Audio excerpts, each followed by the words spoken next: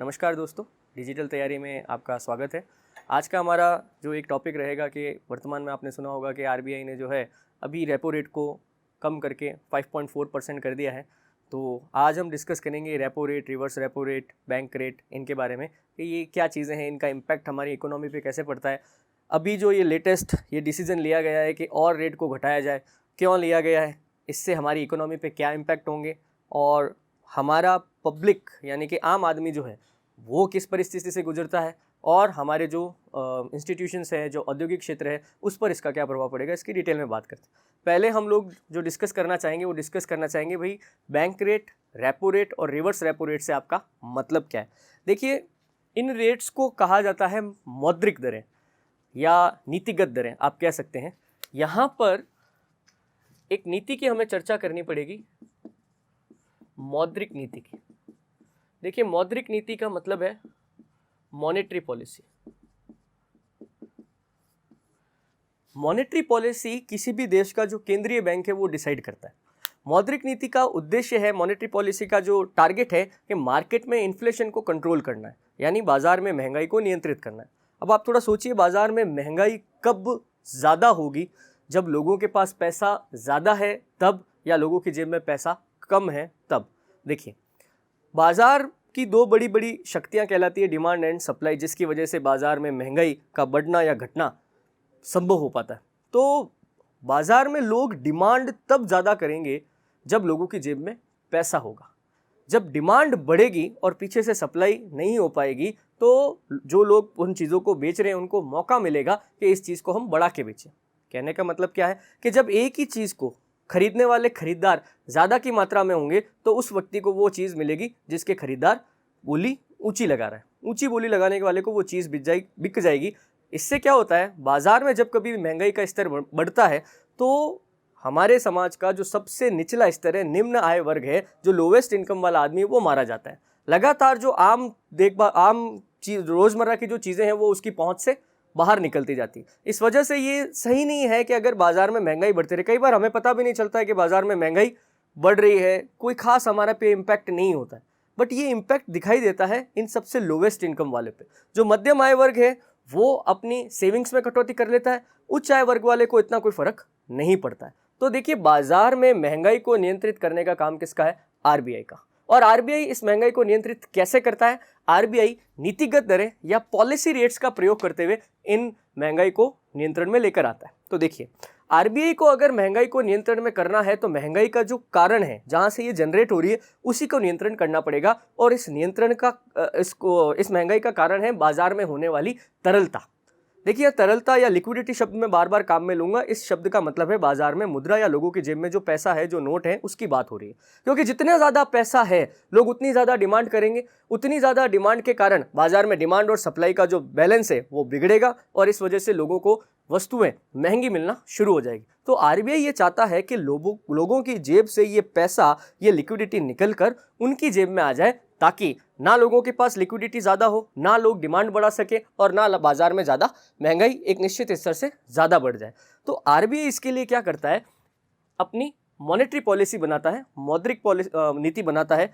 इसके लिए वो bank rate, repo rate, reverse repo rate, CRR और एसएलआर का प्रयोग करता है। देखिए, ये क्वेश्चन कई बार आ जाता है कि भारत में महंगाई को नियंत्रित करने का काम या मौद्रिक नीति बनाने का काम कौन करता है? यहाँ पे याद रखिएगा आप, आरबीआई करता है। अगर राजकोषीय नीति आ जाए, फिस्कल पॉलिसी कौन करता है? तो फिस्कल पॉलिसी बनाने का काम, राजकोषीय नीति बनाने का काम केंद्र सरकार का है। केंद्र सरकार जो बजट लेके आती है उसे आप राजकोषीय नीति का एक अहम हिस्सा मान सकते हैं।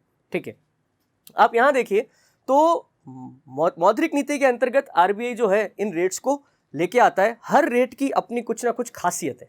जैसे सबसे पहली जो रेट है वो है बैंक रेट या बैंक दर। ये सबके पीछे दर लिखा है, रेट लिखा है। रेट का मतलब है यहाँ पर ब्याज की रेट से। देखिए, कभी भी आपने कोई पैसा कहीं पर जमा कराया है या किसी को आपने ऐसी जगह पर दिया है जहाँ पे आपको ब्याज की प्राप्ति हो रही है, चाहे आपने एफडी कराई, चाहे आपने आरडी कराई, चाहे आपका सेविंग अकाउंट बैंक में है, वहाँ पे आपको मिल रहा है, तो आप ऐसा समझिए जहाँ कहीं पर भी आपको ब्याज की प्राप्ति होती है वो पैसा हमेशा उधारी का होता है। इसका मतलब क्या है कि जहाँ कहीं पर भी रेट या ये दर का शब्द आ जाए, इसका मतलब है कि पैसा किसी ना किसी को उधार दिया गया जो ब्याज के साथ वापस वसूला जाएगा। तो यहाँ क्या होता है, बैंक रेट में आरबीआई जो भारत का सबसे बड़ा बैंक है और अनुसूचित बैंकों का बैंक है, वो अनुसूचित बैंकों को जरूरत पड़ने पर लोन देता है। अगर अनुसूचित बैंकों को, जो हमारे शेड्यूल्ड बैंक्स है, जो आरबीआई एक्ट 1934 को फॉलो करते हैं, उन्हें हम शेड्यूल्ड बैंक कहते हैं, अगर उन्हें लोन चाहिए तो वो आरबीआई के पास जाते हैं। आरबीआई पूछता है भाई आपको ये लोन जो चाहिए ये शॉर्ट टर्म के लिए चाहिए, लघु काल के लिए चाहिए या लॉन्ग टर्म के लिए चाहिए, दीर्घ काल के लिए चाहिए। शॉर्ट टर्म और लॉन्ग टर्म कहीं ज़्यादा डेफिनेटली नहीं लिखा हुआ है। आप जनरली ऐसा मान के चलें कि शॉर्ट टर्म का मतलब 1 साल से कम और लॉन्ग टर्म का मतलब 1 साल से अधिक। तो अगर अनुसूचित बैंक को लॉन्ग टर्म का यानी कि लंबे समय का लोन चाहिए तो आरबीआई उसे बैंक रेट से लोन प्रोवाइड कराएगा, और अगर उसे शॉर्ट टर्म का लोन चाहिए, लघु काल का लोन चाहिए, तो आरबीआई उसे रेपो रेट से लोन प्रोवाइड कराएगा। तो बेसिकली बैंक रेट और रेपो रेट में क्या हो रहा है, आरबीआई शेड्यूल्ड बैंकों को, अनुसूचित बैंकों को पैसा दे रहा है, और ड्यूरेशन यानी कि ये टाइम लिमिट जो है ये डिसाइड करती है कि ये जो पैसा दिया गया है इसमें जो ब्याज वसूला जाएगा वो बैंक रेट से वसूला जाएगा या रेपो रेट से वसूला जाएगा। क्या मतलब, लॉन्ग टर्म का अगर उधारी है तो हम पैसा किससे वसूलेंगे, बैंक रेट से। अगर शॉर्ट टर्म की उधारी ली गई है तो पैसा किससे वसूला जाएगा, रेपो रेट से। कहने का मतलब है यहाँ पर अनुसूचित बैंक ब्याज की भुगतान करेंगे किसको, आरबीआई को। रिवर्स रेपो रेट, नाम से पता चल रहा है कि यहाँ कुछ रिवर्स होने वाला है, उल्टा होने वाला है। ऊपर वाली दोनों में क्या था, आरबीआई लोन दे रहा था किसको, अनुसूचित बैंकों को, पर रिवर्स रेपो रेट में जो शेड्यूल्ड बैंक है वो जाते हैं और अपना पैसा देते हैं किसको, आरबीआई को, और आरबीआई इसके बदले उनको ब्याज का भुगतान करता है। अब आरबीआई ब्याज दे रहा है किसको, अनुसूचित बैंकों को। तो देखिए सवाल ये आता है कि साहब ये ब्याज लेने देने से, ये आरबीआई और अनुसूचित बैंकों के इस व्यवहार से बाजार की महंगाई कैसे कंट्रोल हो जाती है। देखिए हमारे और आरबीआई के बीच में जो खड़े हैं वो शेड्यूल्ड बैंक खड़े हैं। हमारी सारी डीलिंग किसके साथ होती है, अनुसूचित बैंकों के साथ होती है। कहने का मतलब ये है कि हमारे खाते अनुसूचित बैंकों में है और अनुसूचित बैंक कहाँ जुड़े हुए हैं, आरबीआई के पास जुड़े हुए हैं। अगर आरबीआई किसी प्रकार का प्रेशर इन अनुसूचित बैंकों पर डालेगा तो ये अनुसूचित बैंक हमारे ऊपर प्रेशर डालते हैं।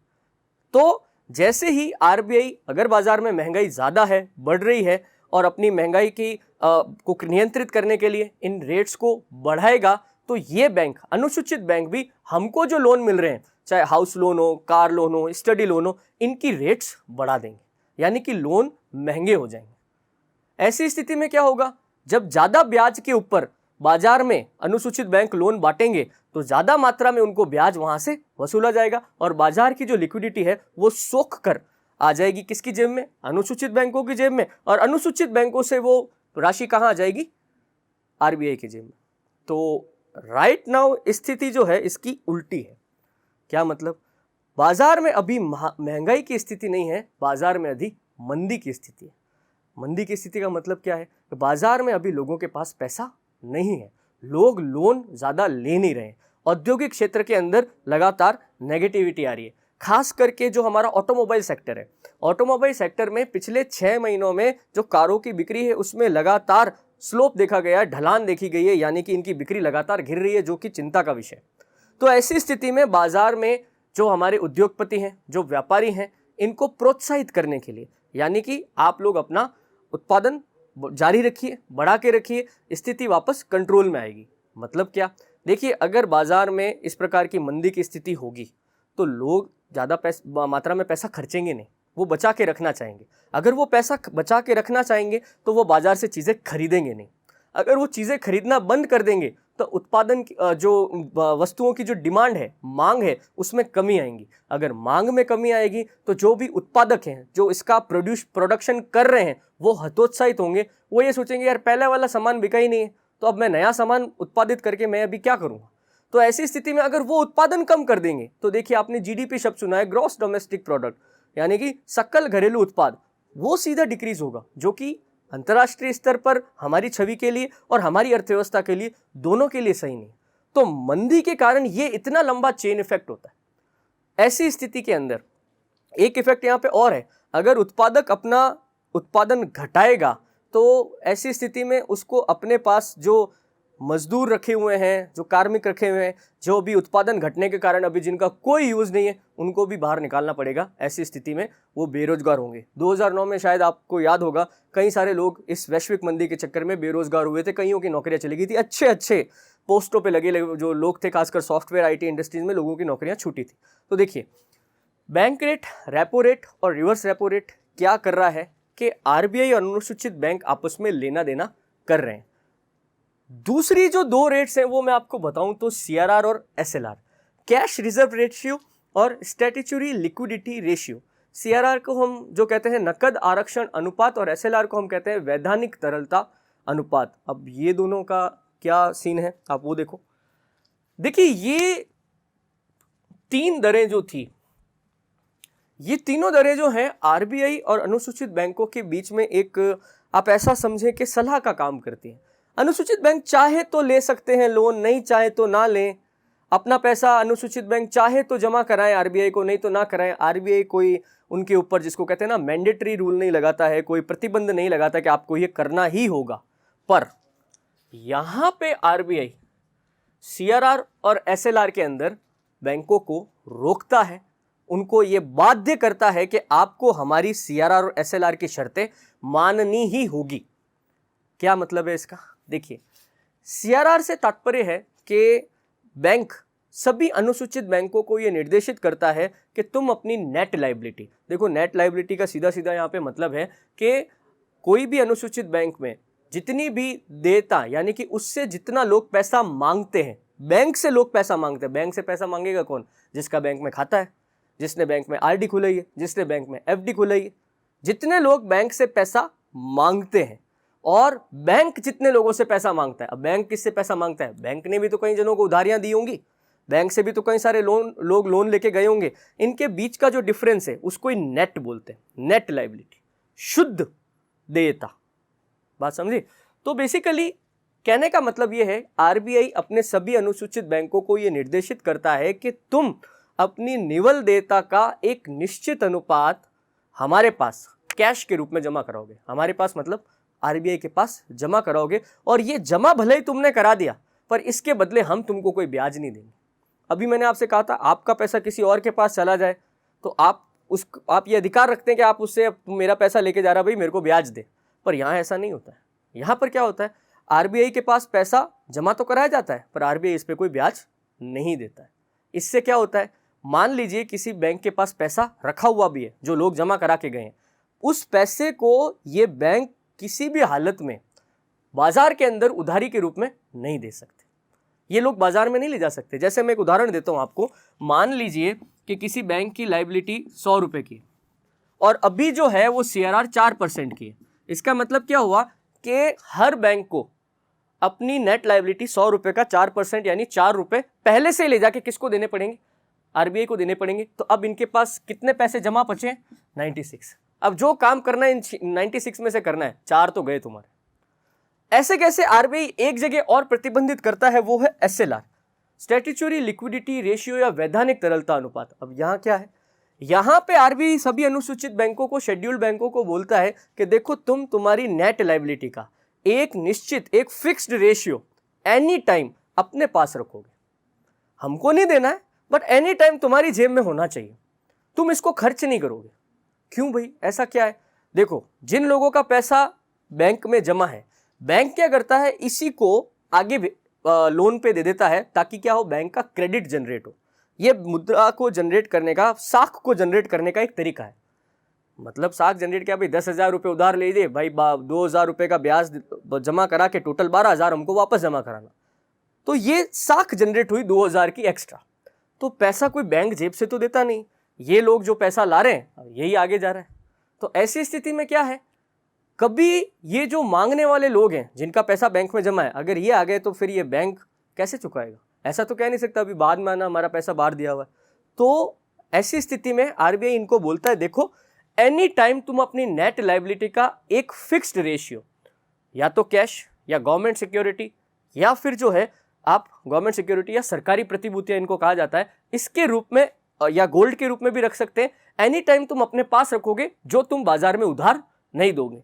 मतलब क्या है अभी देखो राइट नाउ एसएलआर जो है वो 18.75 है, 18.75% है। इट मीन्स क्या हुआ, 100 का 18.75 जो रुपया है, 100 का अगर मैं इतना परसेंटेज निकालूंगा तो रुपीस आ जाएंगे ना इतने ही, तो वो अब अनुसूचित बैंकों को, शेड्यूल बैंकों को अपनी जेब में रखना पड़ेगा, ये किसी को नहीं दे सकते। ठीक है, तो देखो 4 रुपए तो यहाँ पे तुम किसी को नहीं दे सकते क्योंकि वो आरबीआई ले गया, और ये 18 एनी टाइम तुमको अपने पास रखने, जो तुम बाजार में नहीं बांटोगे।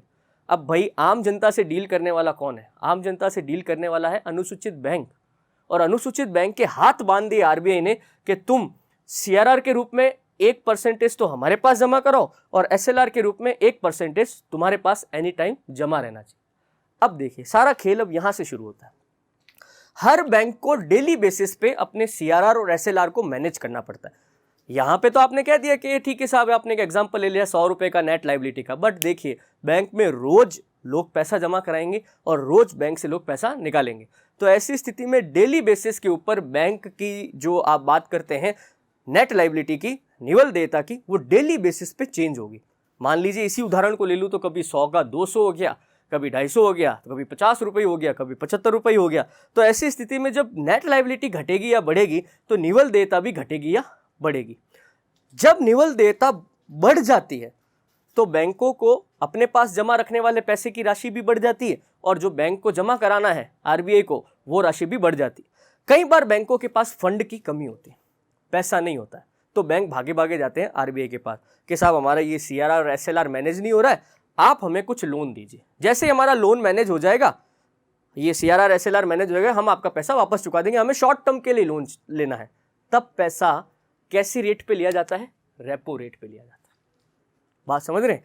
क्या मतलब हुआ भाई, इनको अपना सीआरआर और एसएलआर मैनेज करना है, मैनेज हो नहीं रहा है। क्यों? क्योंकि इन्होंने बहुत सारा पैसा बाजार में दे दिया है। लोग मांगने आए थे, हमने दे दिया, और कई सारे लोगों ने हमारे साथ पैसा भी जमा कराया, तो हमारी नेट लायबिलिटी का स्तर बढ़ गया है। तो हमको जो पैसा जमा कराना है सीआरआर के रूप में और एसएलआर के रूप में, उसका भी जो चीज़ है वो बढ़ गई, बट हमारे पास अभी हमारे हाथ में पैसा नहीं है। तो आरबीआई से कहा जाता है आप हमें पैसा दे दीजिए उधार के रूप में, ताकि हम हमारे सीआरआर और एसएलआर को मैनेज कर दें, जो कि आपने कहा था मैंडेटरी है, तुमको करना ही पड़ेगा। आरबीआई कहता है ठीक है, खुशी खुशी तुम हमसे रेपो रेट के ऊपर लोन ले जाओ। बैंक रेट से लोन कब लिया जाता है? अगर किसी बैंक को अपना एक्सपांशन करना है। कई सारे बैंक होते हैं, वही गांव के अंदर ब्रांच खोल दी, इस साल हम एसबीआई 50 ब्रांचें खोलेगा, इस प्रकार की कई बार न्यूज़ आती रहती। अब इसके लिए पैसा चाहिए, तो बैंक जाते हैं आरबीआई के पास कि देखिए साहब हमें हमारा एक्सपांशन करना है और हमें लॉन्ग टर्म के लिए पैसा चाहिए, ताकि जब हमारी ये ब्रांचें स्टैब्लिश होंगी तब हम आपका पैसा चुका देंगे। तो लॉन्ग टर्म का पैसा कौन सी ब्याज की दर से दिया जाता है? बैंक रेट की दर से दिया जाता है। तो मेरे ख्याल से अब आप समझ सकते हैं कि बैंक रेट से लोन शेड्यूल बैंक क्यों लेता है, रेपो रेट से क्यों लेता है, सीआरआर और एसएलआर क्यों मैंडेटरी है, ताकि एक निश्चित पैसा जो है वो बाहर जाए, बाकी पैसा जो है बैंक अपने पास बचा के रखे, ताकि जो उनके ग्राहक है जिन्होंने पैसा जमा कराया उनकी ज़रूरतों को पूरा किया जा सके। अब इन रेट से बाजार की महंगाई को नियंत्रित करना या जो मंदी को नियंत्रित करना है वो कैसे होता है? देखिए महंगाई वाला तो मैं शायद वीडियो की शुरुआत में मैंने आपसे डिस्कस किया था कि बाजार में जब कभी भी महंगाई बढ़ेगी, यानी कि महंगाई के लिए जिम्मेदार है लोगों की जेब में लिक्विडिटी, लोगों की जेब में जो पैसा है उसको कंट्रोल करना है, तो आरबीआई अपनी इन रेट्स को बढ़ा देगा। वो बैंक रेट को बढ़ा देगा, वो रेपो रेट को बढ़ा देगा, रिवर्स रेपो रेट को बढ़ा देगा। सीआरआर और एसएलआर के साथ जनरली तो छेड़छाड़ नहीं होती है, बट अगर बहुत ज़्यादा स्थिति खराब है तो इनको भी बढ़ाया जाएगा। ये भी जो है बाजार से लिक्विडिटी को सोखने का काम करते हैं। कहने का मतलब है बैंक रेट, रेपो रेट और रिवर्स रेपो रेट महंगाई के दौर के अंदर जब कभी भी बाजार में महंगाई होगी तो इनकी रेट्स बढ़ेंगी। बट अभी क्या हुआ है, मंदी है, इस वजह से इनकी रेट्स को घटाया गया। अब आप देखें सिर्फ रेपो रेट को घटाया गया, बैंक रेट को नहीं घटाया गया, क्योंकि आप देखें तो ये जो अभी घटाने का काम हुआ है अभी रेपो रेट को, ये फरवरी 2019 के बाद चौथी बार हो चुका है। बार बार बैंक यही देख रहे हैं कि अब शायद थोड़ी सी स्थिति सुधर जाए, तो अभी वेट एंड वॉच वाली स्थिति है। तो बैंक रेट तो लॉन्ग टर्म की रेट है, इसके साथ छेड़छाड़ करने की जरूरत ही नहीं है, इस वजह से ये अभी तक इसको देख रहे हैं। दूसरा, शायद एक मुझे यहाँ पे लगता है कि मुझे रिवर्स रेपो रेट भी आपके साथ डिस्कस करना चाहिए। कईयों के दिमाग में डाउट उठेगा कि साहब जब जो अनुसूचित बैंक है वो आरबीआई को अपना पैसा जमा करा रहे हैं और आपने कहा बदले में आरबीआई इनको ब्याज दे रहा है, तो टेक्निकली तो आरबीआई ब्याज देके इन बैंकों की लिक्विडिटी को बढ़ा रहा है। पर मंदी के समय तो आपने कहा था कि इन तीनों की रेट्स को बढ़ा दो तो बाजार से जो महंगाई की स्थिति है उसमें तो इन तीनों के रेट्स को बढ़ा दो तो आराम से बाजार से लिक्विडिटी सोख लेंगे। पर यहाँ पे तो जब आरबीआई इनको ब्याज पैसा चुका रहा है तो इनकी जो क्रेडिट है वो तो बढ़नी चाहिए। देखो, रिवर्स रेपो रेट बहुत स्मार्ट डिसीजन होता है। इसमें क्या होता है, आरबीआई अनुसूचित बैंकों को एक ऑप्शन देता है कि देखो भाई, तुमने तुम्हारा सीआरआर मैनेज कर लिया, तुमने तुम्हारा एसएलआर भी मैनेज कर लिया, बैंक रेट और रेपो रेट से भी तुमने मेरे से कोई खास उधारी ली भी नहीं है। अब तुम्हारे पास काफ़ी सारा पैसा है जिसको तुम बाजार के अंदर लोन के रूप में बांटोगे। देखो, तुम लोन के रूप में बांटना इसलिए चाहते हो क्योंकि तुम चाहते हो तुम क्रेडिट का जनरेशन करो, साख का जनरेशन करो, तुमको प्रॉफिट हो, तुमको ब्याज ही चाहिए ना, तो तुम ये पैसा मुझे दे दो, मैं भी तुमको ब्याज दे सकता हूँ। उल्टा मैं तो सिक्योरिटीज दे रहा हूं तुमको कि तुम्हारा पैसा कहीं नहीं जाएगा, बाहर कोई फिर वो माल्य वगैरह जैसे लोग तुम्हारा पैसा लेके भाग गए तो फिर तकलीफ होगी। इस पूरे प्रोसेस का रीज़न क्या है? आरबीआई ये चाहता है कि ये अनुसूचित बैंकों के पास जो एक्स्ट्रा पैसा है ये बाजार में जाने से बच जाए। बाजार में नहीं जाएगा तो लिक्विडिटी नहीं होगी, क्योंकि ये तो बाजार में लोन बांटेगा ही बांटेगा। आरबीआई चाहता है बाजार में नहीं बांट के तू मुझे दे दे, और तेरा उद्देश्य ब्याज कमाना है ना, मेरे से ले ले भाई, कहाँ जरूरत है इनकी ब्याज की, मेरे से ले ले। तो आरबीआई ऐसा करके शेड्यूल्ड बैंकों के पास जो एक्स्ट्रा पैसा है जो बाजार में जा सकता है उसको अपने पास लेके आ जाता है। अब हम बात करते हैं आज की तारीख में जो ये हमारी अर्थव्यवस्था में जो ये पूरा प्रोसेस चल रहा है, मंदी की स्थिति क्यों कैसे आई है और इसका इम्पैक्ट क्या पड़ रहा है, इनको घटाने से बढ़ाने से क्या होगा। देखिए पिछले कई सालों से चेन ऑफ इवेंट्स चल रहे हैं, वो डिमोनेटाइजेशन वगैरह, ठीक है। इन सारी चीज़ों के कारण क्या हुआ कि बाजार डिमोनेटाइजेशन हुआ, जीएसटी लगा, अभी तक भी बाजार के अंदर जो करेंसी का फ्लो है और लोगों का जो गवर्नमेंट पे जो ट्रस्ट होना चाहिए कि हाँ यार अब हमारा पैसा सिक्योर है और वो अब हो जाएगा, तो लोग अभी तक अपना पैसा बाहर नहीं निकाल रहे। और दूसरा एक बड़ा कारण जो मुझे लगता है कि लगातार जो डिजिटलाइजेशन हुआ है, बैंकों से खातों को जोड़ा है, सरकार जो नए नए बिल्स लेके आ रही है, इस कारण कई सारे लोग जो हैं अब इलीगल व्यापार जो है, जो विदाउट टैक्स चुका के जो वो पहले व्यापार कर लेते थे, लेन देन कर लेते, उस पर बहुत मात्रा में रोक लगी। तो कहने का मतलब है बाजार के अंदर जो भी पैसा निकल रहा है वो सारा बैंक के रास्ते से निकल रहा है। अगर कोई व्यक्ति जो पहले इलीगल चल जाता था, बैंक के नज़र में नहीं आता था, जिसको आप ब्लैक मनी बोल देते हैं, अब वैसा नहीं हो रहा है। अब सारे लोग अपना पैसा लेके वेट एंड वॉच कर रहे हैं कि यार कोई स्थिति सही आए। इस वजह से मार्केट में लिक्विडिटी की भयंकर कमी है। अब ये लिक्विडिटी कमी अगर एक लंबे समय तक जारी रहती है तो देश का प्रोडक्शन लगातार गिरेगा, जीडीपी में भी गिरावट आएगी, जो कि सही नहीं है। तो देश के व्यापारियों के अंदर अच्छा माहौल बनाने के लिए, एक उनको पॉजिटिव संदेश देने के लिए कि भाई सरकार आप लोगों की ये बात समझती है, सरकार इस बारे में कीन है कि आप लोगों को एक अच्छा एटमॉस्फेयर मिले, हेल्दी एटमॉस्फेयर मिले। हम क्या करते हैं, हम हमारी रेपो रेट्स को घटा देते हैं। इससे क्या होगा? देखिए, रेपो रेट को घटाने से अनुसूचित बैंक जो जनता को लोन बांटते हैं जिस भी तरह के, वो अपने लोन की रेट को घटा देंगे। देखिए, यहाँ पे आम जनता पे तो इतना फर्क नहीं पड़ता। आम जनता हमारे और आपके जैसे लोग जो क्या लोन लेते हैं, स्टडी लोन ले लिया, कार लोन ले लिया, हाउस लोन ले लिया, उसमें कुछ ना कुछ 1000 2000 इस तरह के ब्याज की कमी आ जाएगी और हम पैसा बचा लेंगे। यहाँ पे बात हम लोगों की नहीं हो रही, बात हो रही है उन बड़े उद्योगपतियों की जो बड़े बल्क में लोन लेते हैं। मैं उदाहरण देता हूँ आपको, विजय माल्या का 9000 करोड़ का उसने लोन ले लिया। सोचिए 9000 करोड़ की राशि कितनी बड़ी है, और अगर मैं इस 9000 करोड़ के ऊपर 10% से ब्याज ही वसूलूं, ब्याज ही सैकड़ों करोड़ में आएगा। अगर ब्याज की राशि 10 की जगह 11% हो जाए तो करोड़ों में ब्याज की राशि बढ़ जाएगी। तो ऐसी स्थिति में क्या होगा कि ये वो लोग हैं जो भारी मात्रा में कर्जा उठाते हैं और भारी मात्रा में वापस ब्याज के रूप में पैसा लेके आते हैं। इससे बैंकों की आमदनी होती है। अभी तो क्या है, कई सारे लोग वो डिफॉल्टर हो गए और इस वजह से बैंक भी बहुत ज़्यादा एनपीए में चल रहे हैं। वो नए लोन बांट नहीं रहे हैं, वो डर रहे हैं कि अगर ये भी एनपीए में चला गया तो हमारी स्थिति क्या होगी। इस वजह से इसको घटाया गया है कि ताकि बैंकों के अंदर जो लोन इन उद्योगपतियों को दिए जाते हैं उनको भी रेट्स को कम किया जाए, ताकि ये लोग ज़्यादा अट्रैक्ट हों, ये यहाँ से पैसा लें, बाजार के अंदर पॉजिटिव माहौल बनाए, उत्पादन बढ़ाए। देखिए क्या होता है कि जब वो उत्पादन वगैरह बढ़ाने की कोशिश करेगा तो बहुत सारे लोगों को रोजगार मिलेगा, तो डायरेक्टली इनडायरेक्टली ये पैसा जो उठा है, जो बाजार में इस रेट को कम करके आरबीआई ने छोड़ा है, ये ऐसे रोटेट होगा। रोटेट होगा तो हर व्यक्ति के पास पहुंचेगा। बाजार के अंदर लिक्विडिटी बढ़ाने के लिए इसके अलावा सरकार और भी कुछ काम करती है, जैसे बड़े बड़े प्रोजेक्ट्स लेके आती है, जैसे वो ईस्ट वेस्ट कॉरिडोर बन रहा है, नॉर्थ साउथ कॉरिडोर बन रहा है, सरकार जो है वो ये पोर्ट्स को जोड़ने का काम कर रही है, कई सारे प्रोजेक्ट्स लेके आती है। तो इसमें क्या होता है, सरकार टेंडर निकालती है, प्राइवेट कंपनियां टेंडर भरती है, ठेके उठते हैं, पैसा सरकार से आ रहा है, काम ये लोग कर रहे हैं, कई सारे लोगों को रोजगार मिलता है। ये बाजार में लिक्विडिटी छोड़ने का एक अच्छा तरीका है। तो वर्तमान में इस रेपो रेट को कम करने का उद्देश्य यही है कि जो व्यापारी वर्ग है प्लस जो उद्योगपति वर्ग है उसमें एक विश्वास का माहौल बनाया जाए, क्योंकि लगातार ऑटोमोबाइल सेक्टर के अंदर कमी आना, कारों की बिक्री वगैरह में लगातार जो है हमारे जो जिसको आप कह सकते हैं कि बाज़ार के अंदर लोगों की डिमांड है बहुत सारी चीज़ों में, उसमें कमी आना, ये चीज़ें अर्थव्यवस्था के लिए अच्छा संकेत नहीं है। डिमांड में कमी आते ही जो उत्पादक है वो हतोत्साहित हो जाता है, वो डिप्रेस्ड हो जाता है कि यार मैं उत्पादन करूं, बढ़ाऊं या नहीं बढ़ाऊं। तो ऐसी स्थिति में अभी जो ये डिसीजन लिया गया है इसका इम्पैक्ट तो अभी हमें कुछ दिनों के लिए रुकना पड़ेगा, उसके बाद हमें पता चलेगा। बट अच्छा डिसीजन है और ये डिसीजन एक मामले में मुझे लगता है हिस्टोरिक भी है।